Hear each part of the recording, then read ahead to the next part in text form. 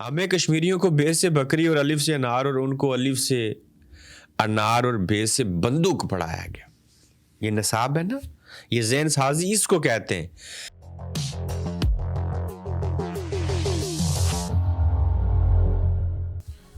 अस्सलाम वालेकुम, आप देख रहे हैं गोरखधंधा अबरार कुरैशी। आपसे महातब साहिब गुज़श्ता रोज़ DGSPR साहब ने प्रेस कॉन्फ्रेंस की। हम इसके ऊपर तबसरा करेंगे और बड़ी देर लगी कि हम अल्फाज का, जुमलों का इंतखाब कैसे करें और किस तरीके से इसके ऊपर बात करें। उसकी वजह कि DG साहब की तो नीयत ख़राब है, ख़तरनाक इरादे हैं, ख्वाहिशात जो हैं वो बड़ी अजीब हैं।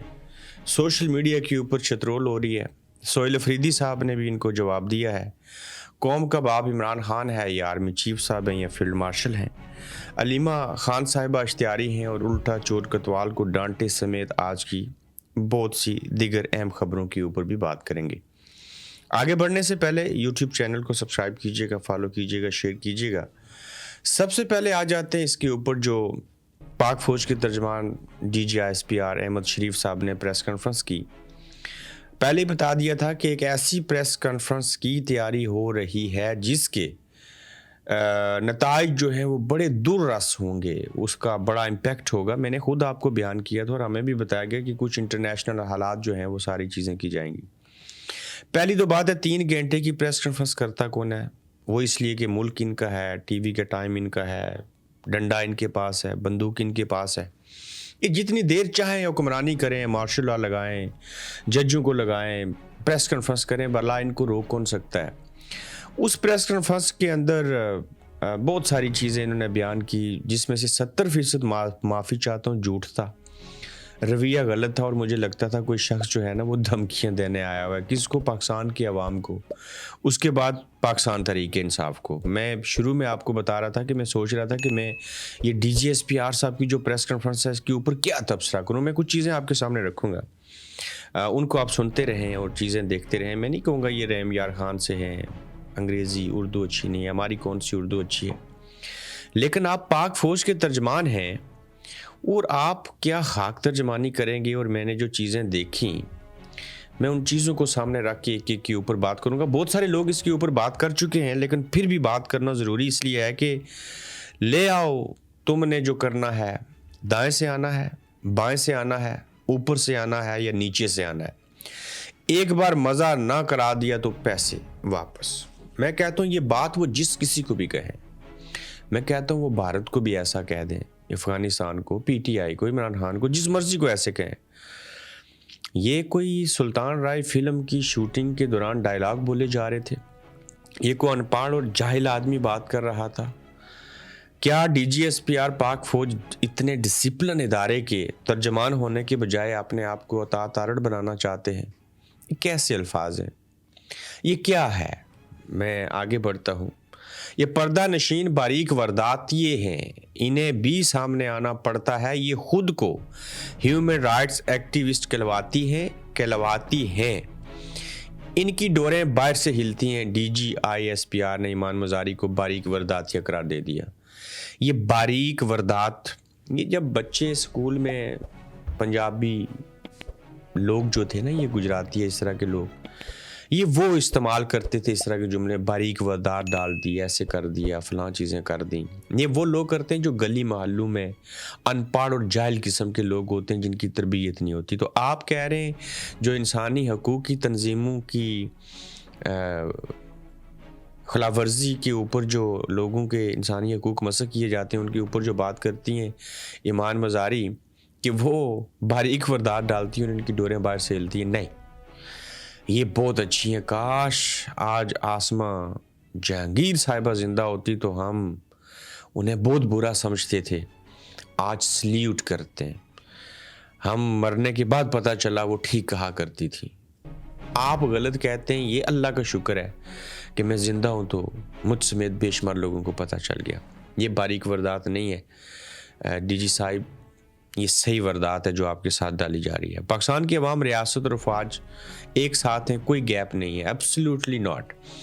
ज़हनी मरीज़ इमरान खान ने इनको कहा, उसका डायलॉग चोरी कर दिया। इमरान खान ने अमेरिका को एब्सोल्युटली नॉट कहा था, इन्होंने वो डायलॉग भी चोरी कर लिया। अंग्रेज़ी ना सी उर्दू में जवाब दे दो ना। پھر یہ جو گیپ ہے یہ اتنا بڑا گیپ ہے کہ میں کہتا ہوں کہ اس کو پر کرنے کے لیے نا آپ کو کوئی بڑا زبردست ڈاکٹر چاہیے. اس ڈاکٹر کا نام عمران خان ہے. وہ جب تک نہیں کہے گا آپ اس کے ساتھ اچھائی نہیں کریں گے, میرٹ کے اوپر آگے چیز نہیں کریں گے, تب تک یہ بات آگے نہیں بڑھے گی. اور گیپ کہتے ہیں بڑا تھوڑا سا ہے, دیہاتوں میں جا کے پتہ کریں. اس وقت باشعور لوگ جو ہیں پڑھے لکھے وہ پھر بھی آپ کا ساتھ دے رہے ہیں, پیسے والے امیر. جو عام لوگ ہیں نا, جن کے بچے بھی پاک فوج کے اندر ہیں, وہ آپ کا ساتھ نہیں دے رہے. سروے کروائیں, اوپن سروے کروائیں, نیا پلیٹ فارم بنائیں, فیئر ہونا چاہیے, غیر جانبدار ہونا چاہیے, آپ کو لگ پتہ جائے گا. اس کے بعد انہوں نے بہت ساری باتیں کی D G S P R صاحب نے. اب ان کی نیت خراب کیسے ہے صاحب, وہ ان کی خواہش کیا ہے, وہ چاہتے کیا ہیں. وہ بڑے فخر سے یہ بات کہتے ہیں اور ایسی بات کرتے ہیں کہ بندہ حیران ہو جاتا ہے. مصوف کہتے ہیں کیا وجہ ہے کہ اے این پی, فلانا, نون لیگ, پیپلز پارٹی, جتنی بھی جماعتیں ہیں سب کے اوپر حملہ ہوتا ہے, یہ پی ٹی آئی والوں کو کوئی کیوں نہیں مارتا؟ یہ خواہش ہے, یہ دلیل ہے, یہ ذلیل کرنے والی بات ہے, یہ معاملہ ہے کیا؟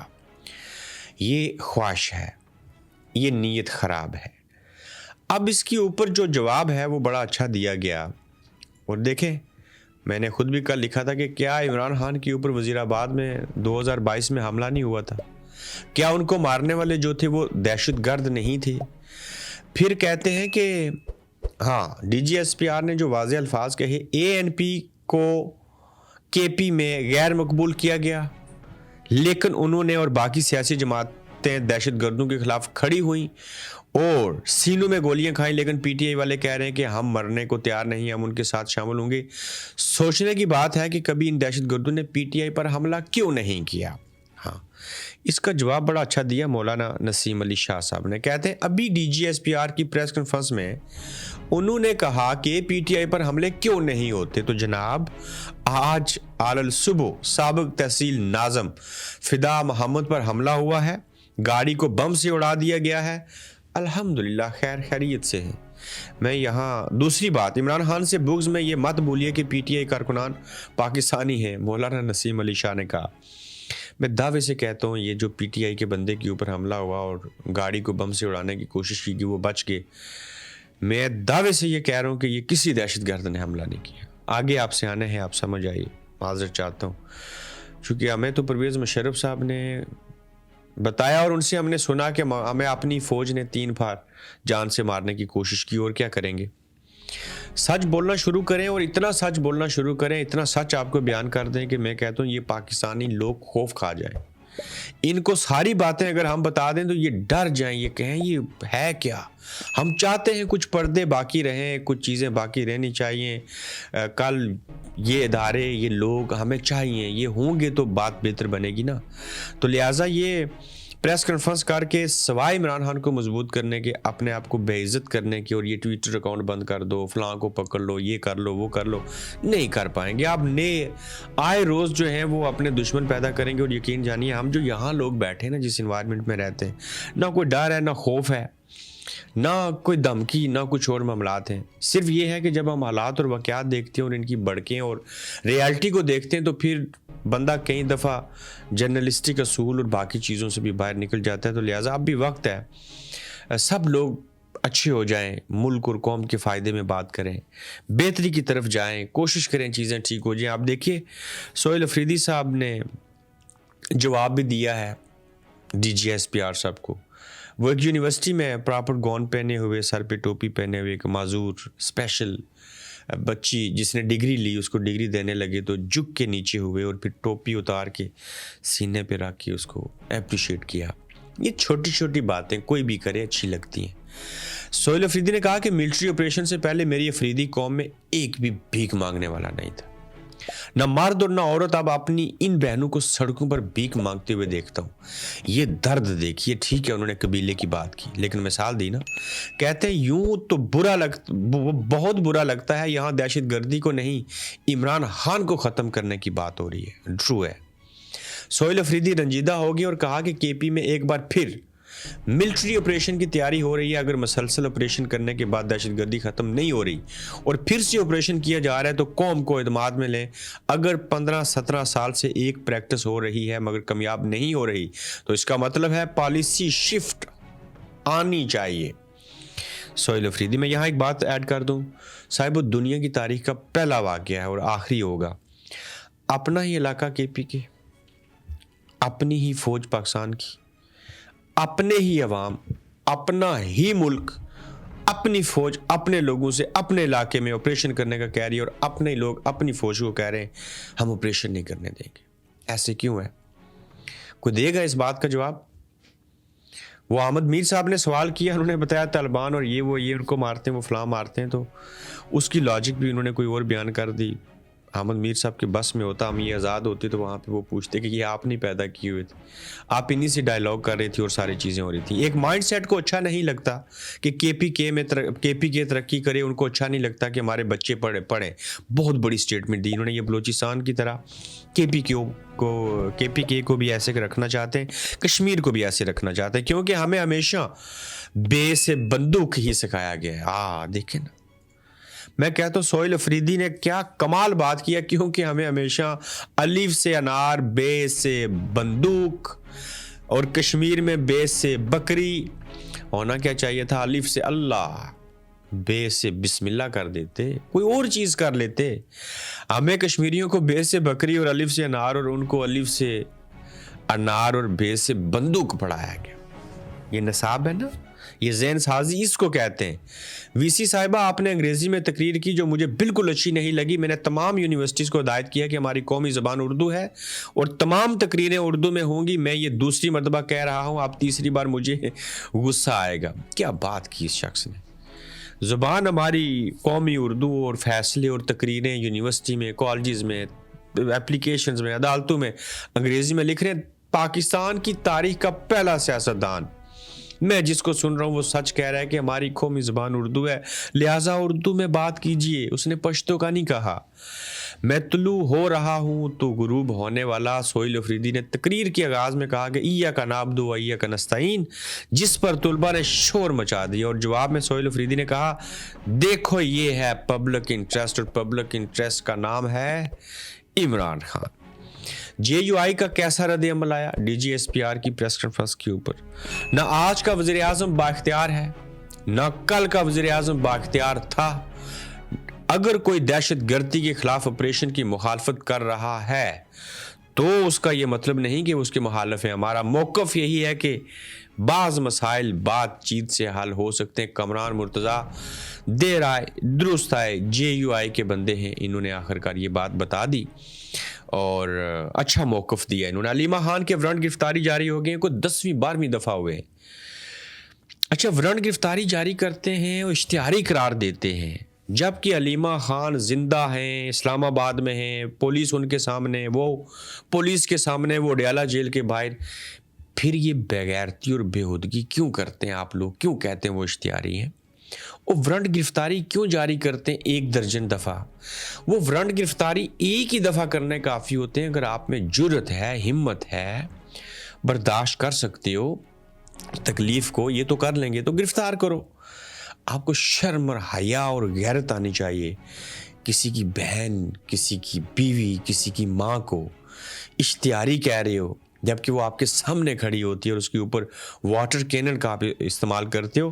علیمہ خان کے وارنٹ گرفتاری جاری. انسداد دہشت گردی عدالت نے صادقہ آباد کیس میں پریسیکیوشن وکلا صفائی کی درخواست پر فیصلہ سنایا. پریسیکیوشن کی جانب سے مقدمہ کی سماعت روزانہ کی بنیاد پر کرنے کی درخواست کی گئی.